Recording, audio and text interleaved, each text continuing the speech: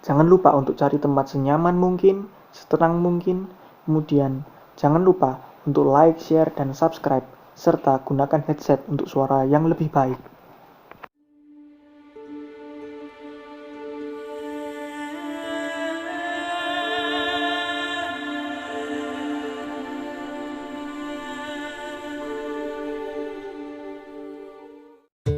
Hari ini kita akan membahas sebuah pesawat yang sedang fenomenal dan sedang hangat, karena ada sebuah berita di mana di bawah Menhan Prabowo, Indonesia akan memboyong pesawat tempur buatan Prancis, Dassault Rafale, untuk menambah armada dari Angkatan Udara Indonesia. Oke, tanpa berlama-lama lagi, mari kita mulai saja.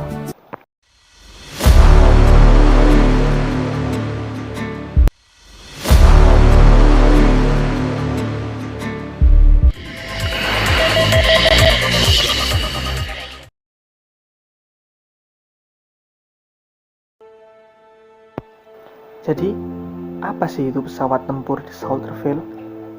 Jika dilansir dari militaryfactory.com, Dassault Rafale adalah pesawat tempur multiperan generasi keempat buatan Prancis yang sekarang teknologinya sudah menjadi pesawat tempur generasi 4,5. Pesawat ini sebenarnya sudah ada sejak dari zaman era Perang Dingin dahulu, sejaman dengan F-16, F-15, F-14, dan F-18. Adapun pesawat Dassault Rafale sendiri sudah direncanakan sebelum adanya Mirage 2000. Pada mulanya, Perancis ingin menambah pesawat tempur, ingin mengganti armada-armadanya yang lama diganti dengan armada-armada yang baru, yang tentu saja membutuhkan pesawat tempur yang modern dan lebih canggih dari pesawat-pesawat tempur mereka yang sebelumnya. Rencana itu akhirnya membuat mereka ingin untuk bekerja sama dengan Inggris, Spanyol, dan Italia untuk membangun pesawat tempur baru tersebut. Namun sayangnya pada tahun 1984 Prancis keluar dari proyek tersebut, yang mana akhirnya Inggris, Italia, dan Jerman serta Spanyol tadi akhirnya menciptakan pesawat tempur yang disebut dengan Eurofighter Typhoon 2000. Sedangkan Prancis baru bisa menciptakan Dassault Rafale pada 1986, itu pun juga masih dalam bentuk prototipe. Sedangkan pesawat tempur itu sendiri baru bisa diproduksi massal pada tahun 2001. Pada akhirnya pesawat tempur ini pun menjadi armada yang sangat penting bagi Perancis dan terus dikembangkan hingga saat ini. Dan tentu saja memiliki banyak varian.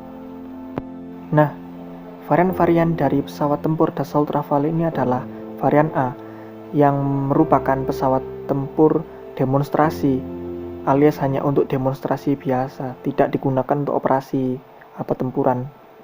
Ukurannya jauh lebih kecil dari pesawat tempur yang biasa. Kemudian varian B sudah mulai digunakan untuk operasi tempur, namun berkursi ganda. Kemudian ada juga varian C untuk versi kursi tunggal. Kemudian dalam perjalanan waktu ada pula varian M untuk versi angkatan laut.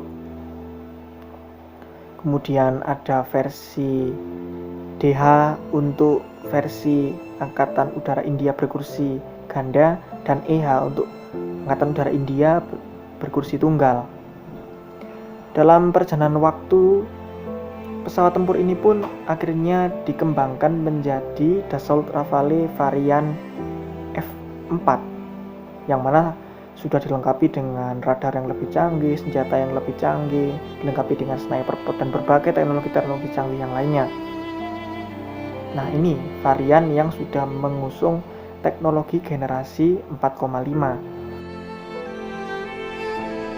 yang mana nantinya akan dikembangkan lagi menjadi varian F3R yang baru akan diluncurkan pada tahun 2025 nanti.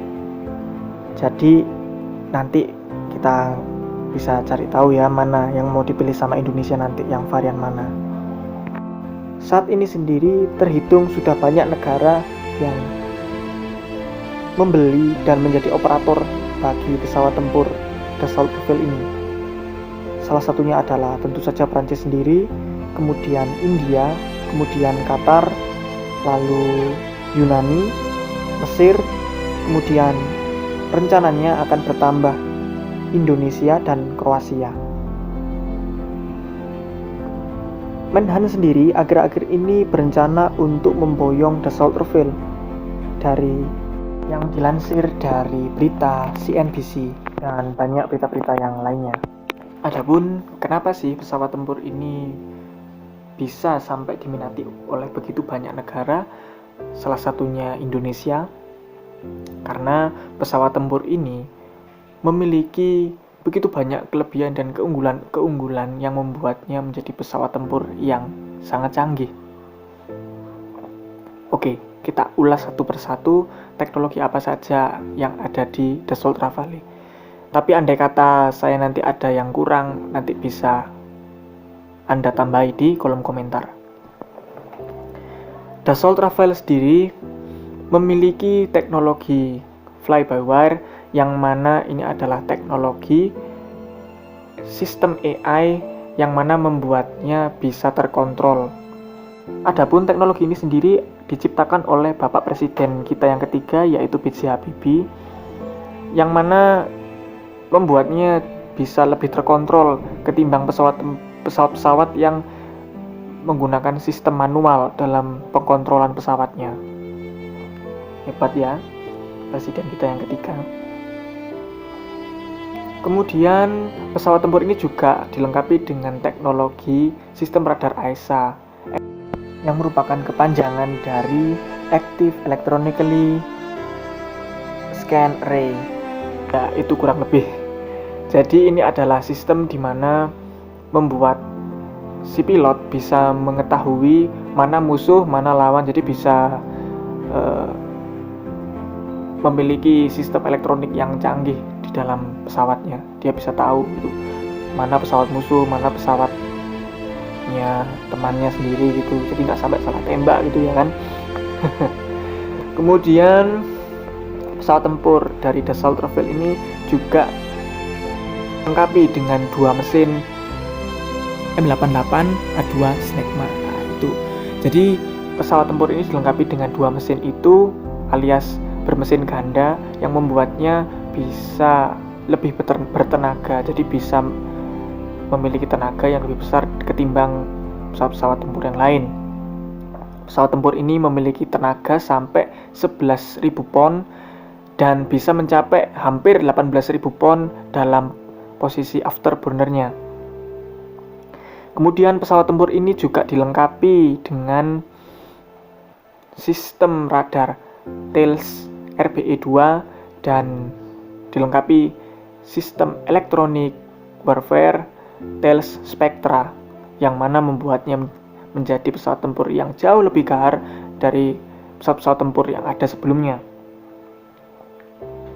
Kemudian dalam urusan persenjataan, pesawat tempur ini juga bisa membawa 14 senjata di sayapnya. Jadi mempunyai 14 cantelan yang bisa dilengkapi dengan senjata yang mencapai 20.000 pon. Lah, apa saja yang bisa dibawa? Jadi pesawat tempur ini bisa membawa rudal udara ke udara jarak menengah MBDA Mika, kemudian juga bisa membawa rudal udara ke udara jarak jauh MBDA Meteor, kemudian bisa membawa bom berpemandu laser mulai dari 250 pon sampai 1000 pon keluarga PFOW bom. Kemudian juga bisa membawa rudal anti kapal Exocet, bisa membawa rudal udara ke permukaan berpemandu laser, bisa membawa bom nuklir, dan tentu saja tidak lupa pesawat ini juga dilengkapi dengan auto cannon, yang mana lebih tepatnya adalah M791 Giat kaliber 30 mm ya wajib kan ya, setiap pesawat harus punya itu. Kalau pas isi rudal-rudal dan senjatanya habis, biasanya kan pasti pakai ini, dan ini juga biasanya digunakan untuk perang jarak dekat.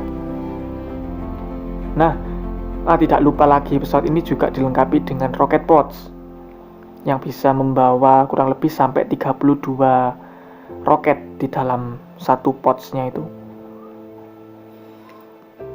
Kemudian pesawat tempur ini secara kemampuan yang lain, pesawat tempur ini juga bisa memiliki ketinggian sampai mencapai 15.000 di atas permukaan laut. 15.000 meter di atas permukaan laut. Kemudian juga bisa memiliki kemampuan 18.000 meter per menit, bisa menukik sampai 18.000 meter per menit.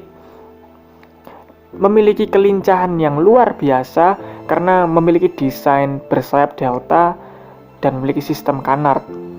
Jadi bisa dibayangkan kan, karena pesawat ini bersayap delta, biasanya pesawat yang bersayap delta itu memiliki kelincahan dan manuver yang lebih ketimbang pesawat-pesawat tempur yang biasanya memiliki ekor. Selain memiliki kecanggihan tersebut, pesawat tempur ini juga sudah battle proven dan sudah mengenyam begitu banyak sekali pertempuran. Salah satunya adalah perang Afghanistan, kemudian invasi Irak, kemudian perang saudara Libya, dan akhir-akhir ini digunakan untuk mengkonfrontasi Mali, dan pernah juga digunakan untuk penyerangan melawan ISIS di tahun 2011-2013 yang lalu ya. Oke, cukup sekian dari pesawat tempur Dassault Rafale kali ini. Mohon maaf jika saya memiliki banyak sekali kesalahan. Semoga Anda bisa tertidur dengan pulas setelah mendengarkan bacotan yang begitu banyak ini. Dan lebih dari itu semua, saya ingin mengucapkan terima kasih.